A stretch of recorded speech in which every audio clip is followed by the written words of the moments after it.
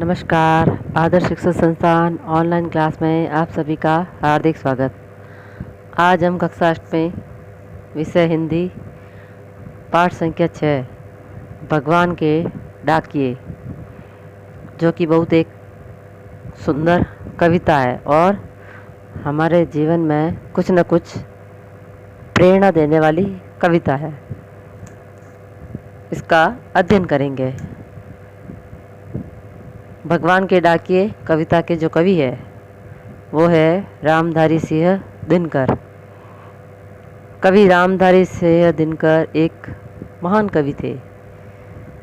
इनका जन्म 23 सितंबर 1908 बिहार के बेगूसराय जिले के सिमरिया गांव में हुआ था। इनकी मृत्यु 24 अप्रैल 1974 में हुई थी। कवि रामधारी सिंह दिनकर ने गद्य और पद्य दोनों प्रकार की रचनाएं लिखी थी। इनकी प्रमुख रचनाओं में उर्वशी, कुरुक्षेत्र, रश्मिरथी ये इनके प्रमुख काव्य हैं। कवि रामधारी सिंह दिनकर को साहित्य अकादमी पुरस्कार तथा पद्म भूषण पुरस्कार से सम्मानित भी किया गया था। प्रस्तुत कविता भगवान के डाकिए। इस कविता के द्वारा कवि ने हमें एक नई प्रेरणा दी है। कवि ने पक्षी और बादल इनको भगवान के डाकिए बताया है, क्योंकि ये मनुष्य को भगवान के द्वारा दिए हुए संदेश को पहुंचाते हैं। जैसा कि ईश्वर ने इस पृथ्वी पर सभी को समान रूप से जन्म दिया है और समान रूप से रहने का अधिकार भी दिया है। पक्षी और बादल, चाहे मनुष्य हो चाहे जलचर प्राणी हो, सभी को कवि ने ईश्वर ने अपने अधिकारों सहित स्वतंत्र पूर्वक जीवन जीने का अधिकार दिया है। तो कवि कविता के माध्यम से कहना चाहता है कि धरती पर मनुष्य ने अपने रहने की सीमाओं का निर्धारण कर लिया है। वे अपने और पराये की भावना से इतने ग्रस्त हो चुके हैं कि आपसी प्रेम और भाईचारे की जो भावना है उनमें अब नहीं रही है। तो पक्षी और बादल के द्वारा कवि ने ये बताया है कि जिस प्रकार प्रकृति में पक्षी एक महादेश से यानी एक विशाल देश से दूसरे विशाल देश में जाकर के अपनी मधुर ध्वनि से वातावरण को आनंदमय बनाते हैं, उसी प्रकार हमें भी आपस में मधुर वाणी का प्रयोग करते हुए अच्छा व्यवहार करना चाहिए। बादल भी एक देश से भाप बन करके दूसरे देश में जाकर बरसते हैं, तो इनकी कोई सीमा निर्धारित नहीं है। ये स्वतंत्र रूप से एक स्थान से दूसरे स्थान पर पहुंचते हैं और अपना कार्य करते हैं और एक नया संदेश देते हैं। तो हमें भी कुछ न कुछ इससे प्रेरणा लेनी चाहिए। अब हम कविता का अध्ययन करेंगे। पक्षी और बादल ये भगवान के डाकिए हैं, जो एक महादेश से दूसरे महादेश को जाते हैं। हम तो समझ नहीं पाते हैं इनकी लाई चिट्ठियाँ, मगर पेड़ पौधे, पानी और पहाड़ बाँचते हैं। हम तो केवल यह आंकते हैं कि एक देश की धरती दूसरे देश को सुगंध भेजती है और वह सौरभ हवा में तैरते हुए पक्षियों की पंखों पर गिरता है और एक देश का भाप दूसरे देश में पानी बनकर गिरता है। तो इस प्रकार ये कविता है जो कि कवि रामधारी सिंह दिनकर द्वारा लिखित है।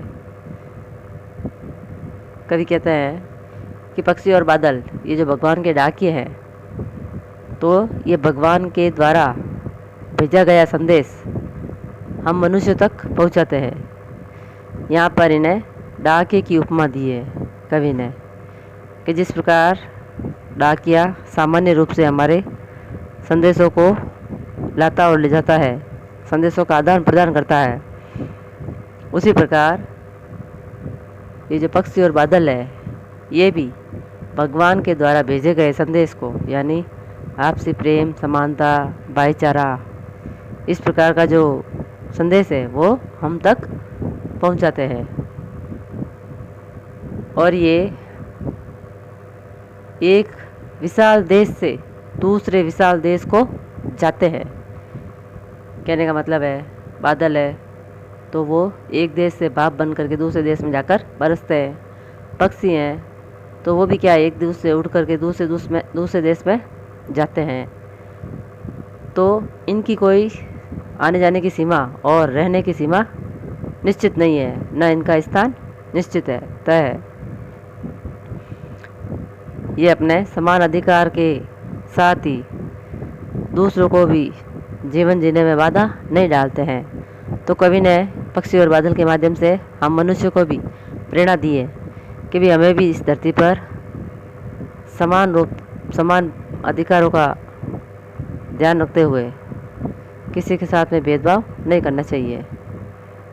इस धरती को बांटने का हमें कोई अधिकार नहीं है। यहाँ पर सभी प्राणियों को समान रूप से रहने का अधिकार है।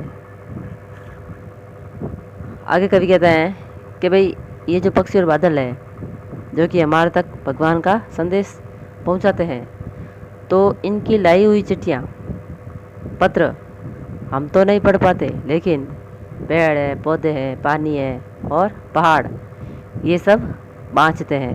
बाँचते हैं का अर्थ होता है पढ़ते हैं। तो कहने का मतलब है प्रकृति ही प्रकृति का संदेश समझती है और जानती है। लेकिन कवि ने प्रकृति का जो संदेश है वो हमें समझाने के लिए इस कविता के माध्यम से, इस कविता को लक्ष्य करके हम तक पहुंचाया है कि हमें भी इनकी तरह बिना भेदभाव के जीवन जीना चाहिए।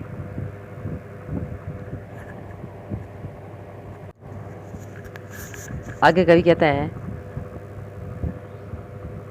कि हम तो केवल ये आंकते हैं कि एक देश की धरती दूसरे देश को सुगंध भेजती है, और वह सौरभ यानी सुगंध हवा में तैरते हुए पक्षियों की पंखों पर तिरता है, और एक देश का भाप दूसरे देश में पानी बनकर गिरता है। कवि कहना चाहता है कि प्रकृति में जितने भी तत्व है वे सारे तत्व और जो कुछ भी हमें दिखाई देता है वे सारी चीज़ें किसी के साथ भेदभाव नहीं करती हैं।